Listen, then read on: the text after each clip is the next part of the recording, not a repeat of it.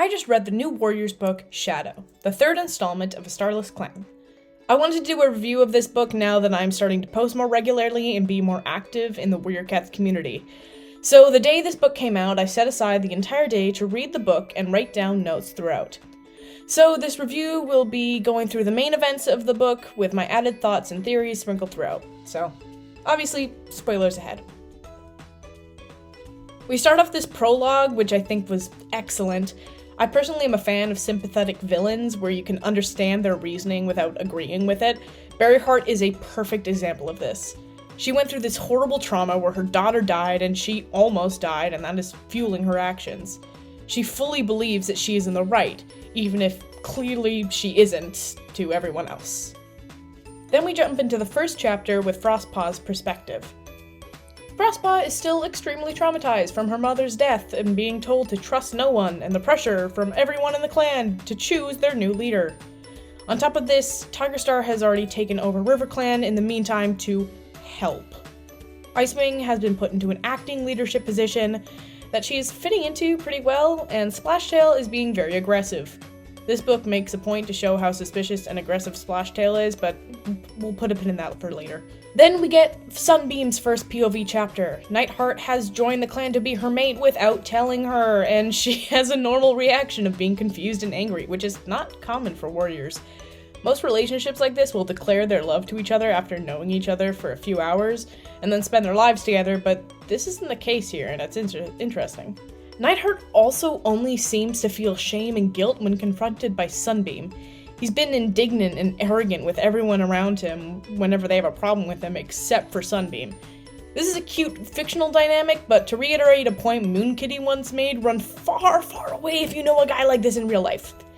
This leads into the compromise that if they don't end up as mates, Nightheart and Sunbeam will be content being clanmates and friends. For this reason, I legitimately don't think that these two will be endgame. They have a good dynamic, but I feel like it's being set up too early to be endgame. Sunbeam then has a fight with her mother, Berryheart, about Nightheart. Berryheart is trying to push Sunbeam away from Nightheart, but ultimately pushes Sunbeam away from her. Another suspicious thing, Sunbeam shows the most care towards Nightheart when being provoked by family members, not on her own. Then we get Nightheart's first POV chapter at the Gathering. Tigerstar II, to me at least, does not seem legitimately power-hungry. However, I do find the points back to the original Tigerstar interesting. Another pin in that. I think Tigerstar has honorable intentions, and while he is acting as an antagonist now, I don't think he's a villain. We also see that Bramblestar is extremely iffy. He's acting like he's sick or dying or something. He's spacey and not really aware of what's going on around him. He's barely interacting with the other leaders, only answering simple questions they direct at him. In fact, Squirrelflight is acting like more of a leader, answering for him and raising her voice on important matters. Maybe that will be important later. Nightheart is seen being sympathetic towards Frostpaw, which is the most interacting those two characters have had all arc. In fact, Frostpaw hasn't even talked to the other main characters yet. Hopefully that changes soon. During this gathering, Berryheart suggests more rules for cats switching clans in order to make it harder because she hates the other clans. Instead of one task to switch clans, cats must do 3 now, as suggested by Nightheart's sister, Finchlight. Nightheart goes to her and is like, "Hey, did you do that because you miss me?" And Finchlight's like, "Yeah, me and Sparkpelt miss you so much. It's been harder without you, both emotionally and duty-wise." And then Nightheart's like, "Oh, cool, you only want me to clean shit." And then he storms off. So that's cool, I guess. A little bit later, a few days or something, Frostpaw is avoiding Icewing, who wants to speak with her. As I am writing this, I am realizing that the sign Frostpaw got for who should be leader was a feather that had been curled because of the frost. She originally assumed it was Curl Feather, but the detail of frost makes me think of Icewing because feathers come from wings and ice is frost. Or Frostpaw was meant to be the next leader and the position became open too early due to mysterious circumstances. But back to the plot, Frostpaw has given up on finding a leader and maybe on being a medicine cat overall. With Frostpaw thinking that she may not want to be a medicine cat, it's only furthering my theory that the unlikely choice for leader is Frostpaw. Maybe her warrior name will be Frostfeather. And then, just like it was setting up, Frostpaw becomes a warrior apprentice. Icewing seems to be the only one backing up her decision and standing up for her, which is a bit suspicious. Because of this, though, Targerstar II declares that RiverClan is now ShadowClan.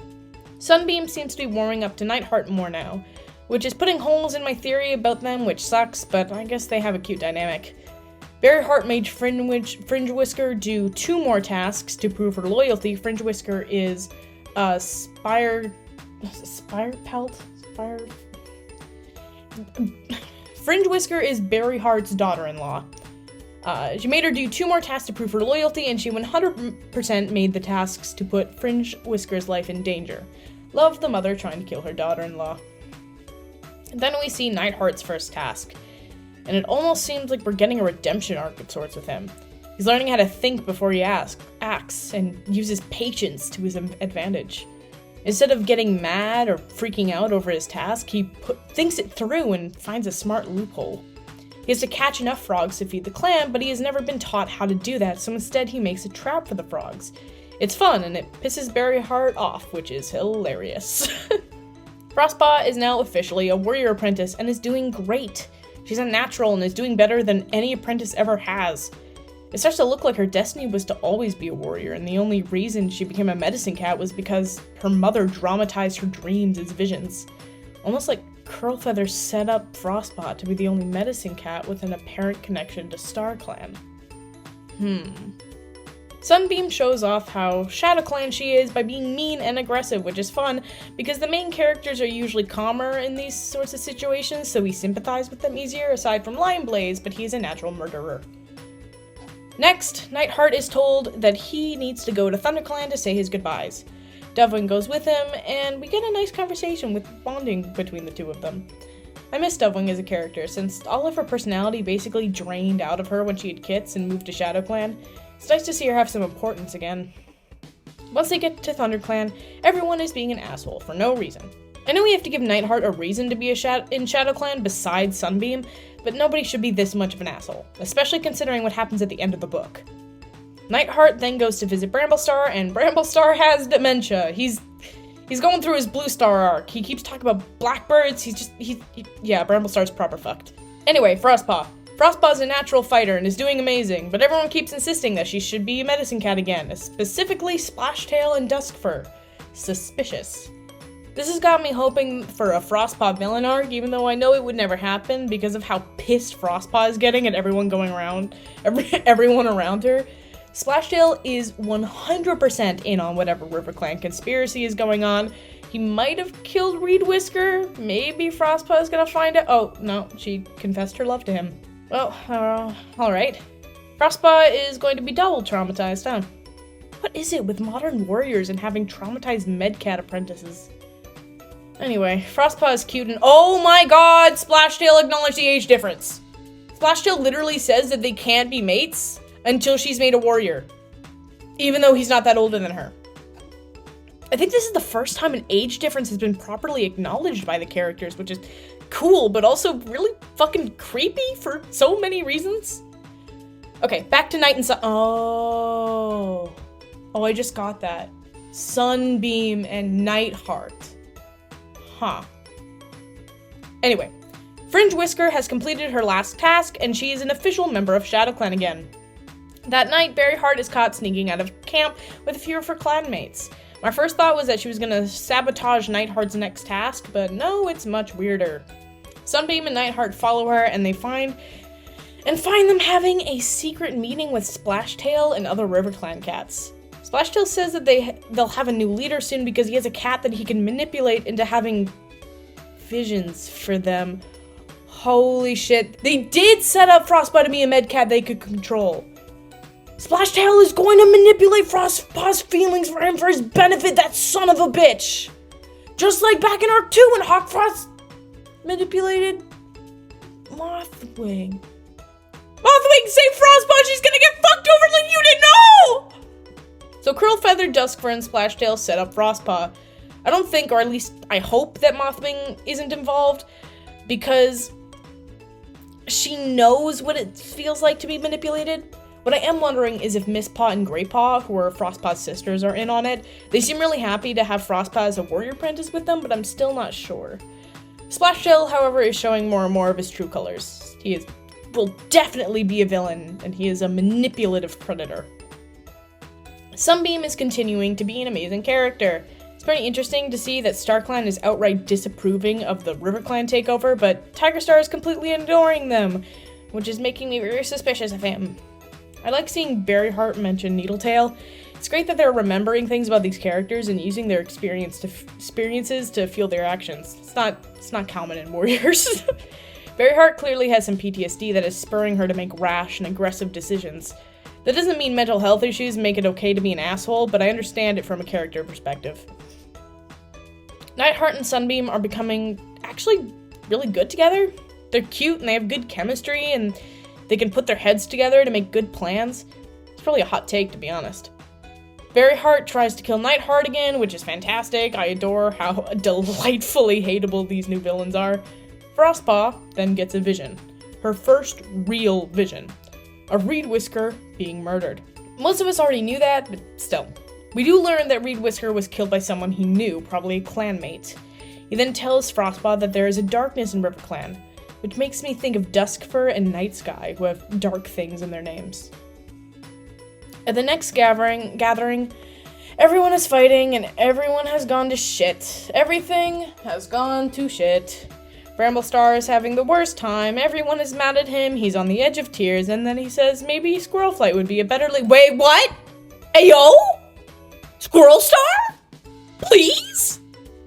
I'm gonna be honest, I don't remember a lot from this chapter because I was so excited about Squirrelstar being a possibility. Nightheart is now having doubts about being in ShadowClan. He goes to visit ThunderClan one last time, and Sorrelstripe is specifically nice to him, so I immediately start to ship that more than Sunbeam and Nightheart, but anyway. Bramblestar is still having his depression arc and is seriously considering stepping down from his leadership position and becoming an elder. They remember who Pine Star is in the book, which is cool as well. We get more relationships forming, more character development, and more backstory for characters we don't always get to see. Frostpaw is thinking about the Reed Whisker vision, and he decides to confide in Splashtail. Horrible decision, really, considering Splashtail most definitely is the one that killed him, but he's grilling Frostpaw so much about who did it, and it makes me wonder if he's just a red herring. Nightheart now has his final task to be part of ShadowClan, and he fails it on purpose. He has decided to rejoin ThunderClan because Bramblestar is clearly falling apart and seems to lean on Nightheart. This means that Nightstar will probably be a thing at some point. Sunbeam is infuriated by this, and now I want a Sunbeam villain arc. I want them all to become villains. I yearn for chaos. When Nightheart returns, all of a sudden everyone loves him, which is either a plot hole or shows that Nightheart was being unreasonable the whole time and his teenage angst made him think that everyone hated him. I like the latter because it's character development, but you know. Sparkpelt says that she sees Nightheart as Nightheart, not Flameheart, which I think is adorable, and it's transgender, and you can't tell me otherwise. Also, Bramblestar is officially stepping down. Squirrelflight will be Squirrelstar by the next book, as long as nothing horrible happens. I really hope that Lionblaze doesn't become deputy, but if he does, I hope he dies horribly, because more cats need to die. Frostpaw goes to talk to Whistlepaw, the Wing Clan medicine cat, in the middle of the night, and only tells Splashtail that she's going. She's gonna die, right? Like, this can't end. Oh, yep, she's dead. Alright, LMAO, fantastic. I see the trans symbolism with Nightheart and how Sunbeam loves him, but Berryheart is incredibly disapproving. Trans men, Nightheart, and queer Sunbeam headcanon. And lastly, last big plot point, Sunbeam is now joining ThunderClan, which I am super excited about. I really like this book.